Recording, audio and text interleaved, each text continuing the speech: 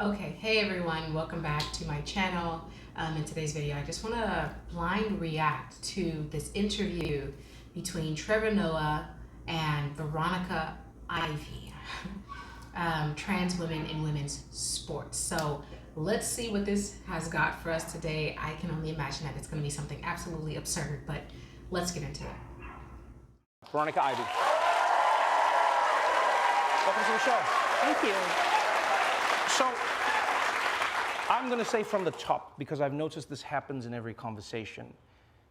Every time you bring up trans rights, or if you have a discussion and you say trans, people tense up. I understand why.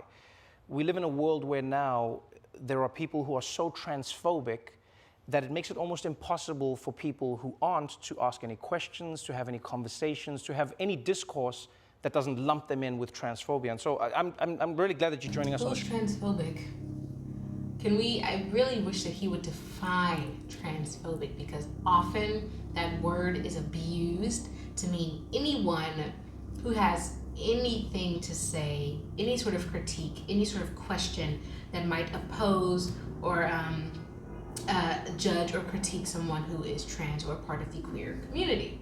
So who does he mean by transphobic? Because transphobic to me means that you see someone who's trans and you're trying to stop them from getting an education, from getting a job, from accessing the basic necessities in life, from entering into the same stores and things like that.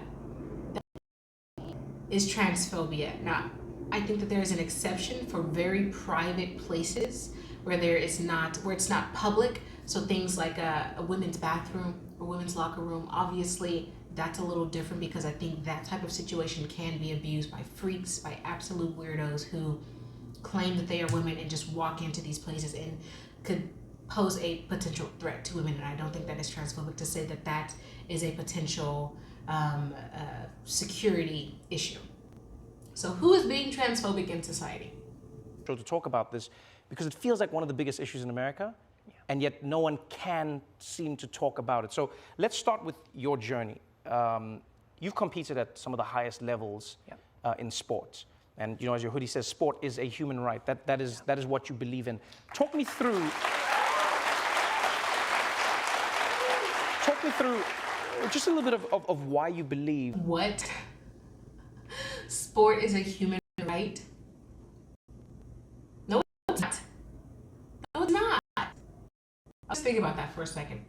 A human right is something that another human being cannot bestow on you. Another human being can't give it to you. They might be able to help you discover it, like the U.S. Supreme Court can discover certain civil liberties that's not explicitly written in our Bill of Rights. They can discover that they already exist, but they don't give them to you. Playing a sport, we're only a minute in and this is already stupid. Playing a sport, it's not a right. It's a privilege. It's something that you get to do. That someone else allows you to do, but it's not a right.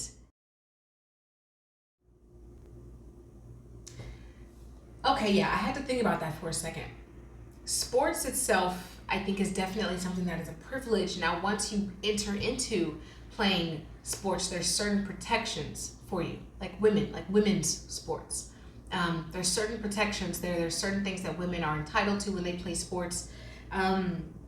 So yeah, I definitely think that being free from discrimination and things like that for women in women's sports is very important. But to say that sports in general is right, no, it isn't. And other people can have something to say about it. You definitely don't have a right to be a biological man entering into women's sports and competing against women. That's an unfair advantage.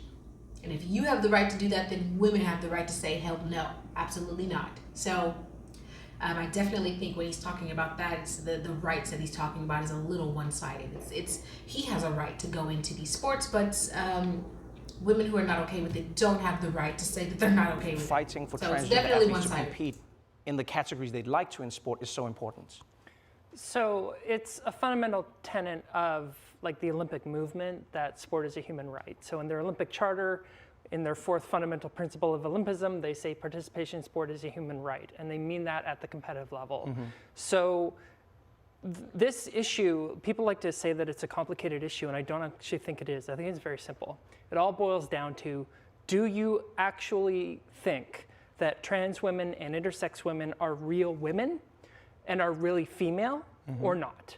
And if you do, it's very simple. Just stop policing who counts as a real woman, because this has had history of racism built into it over the years. It's not an accident that the intersex athletes who get singled out are women of color from the global south, because who gets singled out for scrutiny is based on white women's conceptions of femininity. And that's being weaponized against trans people too. So it's a fear of protecting the fragile, weak, cis white woman from... No, it's not. It is. I hate that when you go to question whether or not these things are ethical, the response is, well, your question is rooted in racism somehow, some way. Saying that there is such a thing, a definite thing as a woman and a man, and saying that if you are not born a woman, then you are not a woman, that is not rooted in racism. That is fact. That is biology.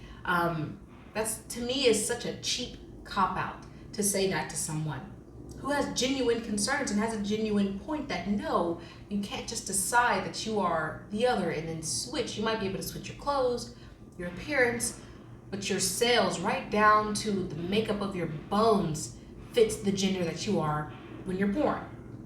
And there's no getting around that. And that is not rooted in racism to say that. That's insane. The rest of us. So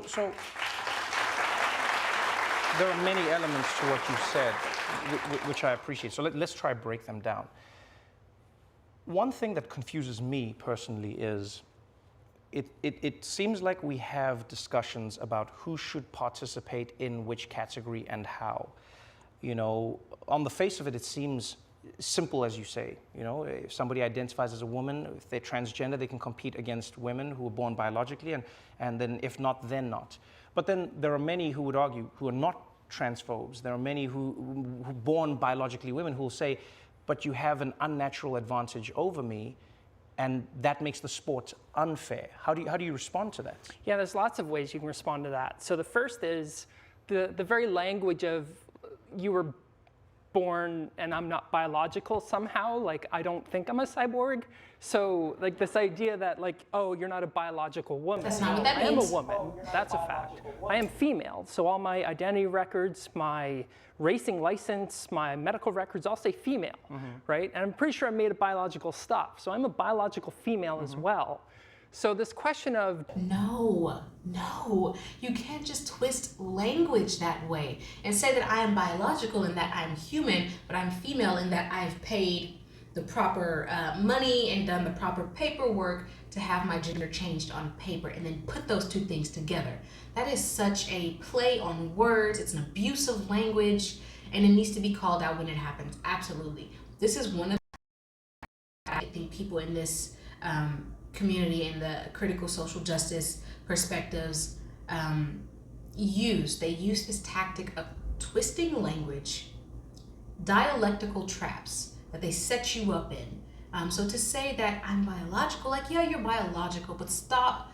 Please don't talk to me like I'm dumb. You're not a biological female just because you're a biological human being, but you've gotten all of your gender changed on all of your important documents. That's an insult to my intelligence. I don't know why Trevor Noah is sitting there like, yeah, no, that's not how it works. You don't just put those two things together and separate the meaning of biological female, take biological and then take female on paper and then put those two together. That doesn't work that way. Do trans women have an advantage over cis women? We don't know. In fact, there's basically no published research on this question. However, there's good reason to think that there isn't. There is enough published research in general on the physical makeup of men and women to back up the claim that it is unfair for men and women to compete in the same sports at the same time. There's enough medical evidence that says men have longer arm span, a thicker bone density, thicker muscle mass, stronger strength. Men have longer strides when they run. Like, there's enough evidence in general and research in general about the anatomy of women and men to say that putting these two people together in the same sports is unfair. Is there enough research specifically on whether or not it's fair for men and women to compete together? Not necessarily, but there is enough separately on the anatomy and the makeup of men and women and how we differ to say that it would be unfair. So again, playing around with language, playing around with words in a way that is totally unfair and is completely subverting the true meaning of language. But I think it's irrelevant because we allow all kinds of competitive advantages within women's sport. So one example I love to talk about is the 2016 Rio Olympic women's high jump final. First place was over 6'3", 10th place was 5'5". So a 10.5-inch height difference between first and 10th at the Olympics in high jump. Right. And we call that fair. Okay. So the range of body types within the female category is way, way bigger than anything that could be attributed to trans women. So if there's an advantage. It's not, though. It's not. I mean, I get what he's saying, that one particular person was tall. Like, yeah, I understand that we should absolutely have weight classes and height classes like we do in boxing. We have weight classes, so two men who are not the same weight should not be fighting because that would be a disadvantage. One is heavier, one has more muscle mass. That would be a disadvantage. So yeah, I get that. But to say that there's a huge, like he said, there's a huge range of advantages and disadvantages between women to women sports, no, there isn't, because they're both women. They're both biologically women, so that narrows it way down. The main difference that there could be between two women in sports is height and weight. And that's about it. But everything else, same. They're both women. If they both train the exact same, they're both doing the same workouts, they're both eating pretty much the same diet, a lot of protein, they're both going to have generally the same muscle mass. They're both women. It might be different in height, it might be different in weight a little bit, but there isn't some massive range. There's not. That's crap, and I'm pretty sure he just made that up. And I'm not saying that there is for trans women in women's sport. It's not an unfair advantage. But also, we've been trying to compete at the highest level for decades. We've been allowed to compete for decades. And no one has won an elite world championship. No one has won an Olympic gold medal. This Tokyo Olympics was the first time trans women even qualified for the Olympics. So this idea that trans women are suddenly going to take over women's sport is an irrational fear of trans women, which is the dictionary definition of transphobia. These categories that were created, women could participate in sports without getting their butts kicked by men, and then have these categories made just for biological men to come into them and do exactly what these categories were made to fight against, which is women being erased. And that is what's happening. And it's not transphobic to say that. These women are definitely having their medals and their awards for their special efforts as women being hijacked by people who identify socially as women. It is not the dictionary definition of transphobia. I have to disagree entirely to say that biological men coming into women's spaces is some sort of irrational fear, because it's happening, babe. It's happening in real time. It's not an irrational fear is being afraid of something that you have no reason to be afraid of. There's no evidence to be afraid of it. There's no reason to be concerned about it. That is not what's happening here. We're seeing these things happening.